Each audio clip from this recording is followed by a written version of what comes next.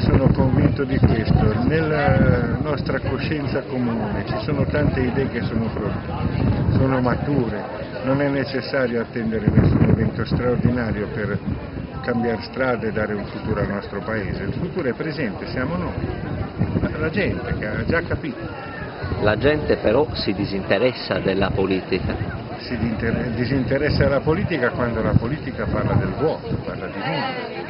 Se la politica parla di cose sensibili la gente non si disinteressa. Io insegno e ai miei studenti una volta è capitato di domandarmi che differenza ci fosse tra avere il salario settimanale e il salario mensile.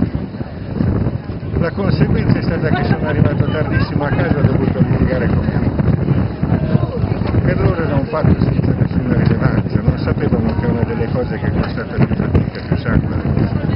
Se il salario una volta al mese puoi cercare di capitalizzare, di mettere un pochino da parte.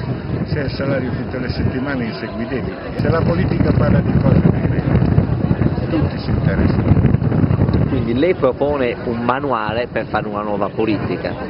Questo è un libro che suggerisce un metodo, un modo di vedere la politica, un modo di vedere i valori che attraversano la politica. Parla di felicità, della morte, della diversità, parla di economia, parla anche di politica, ma in un modo non usuale. In realtà sarebbe la politica vera, E quella di oggi non è una politica vera, secondo ma lei? spesso si riduce alla parte della politica che riguarda la contesa, pure semplicemente. Questa è solo una frazione della politica. Nella politica prima vengono tante altre cose, ad esempio, cosa voglio fare, perché lo voglio fare e per chi lo voglio fare.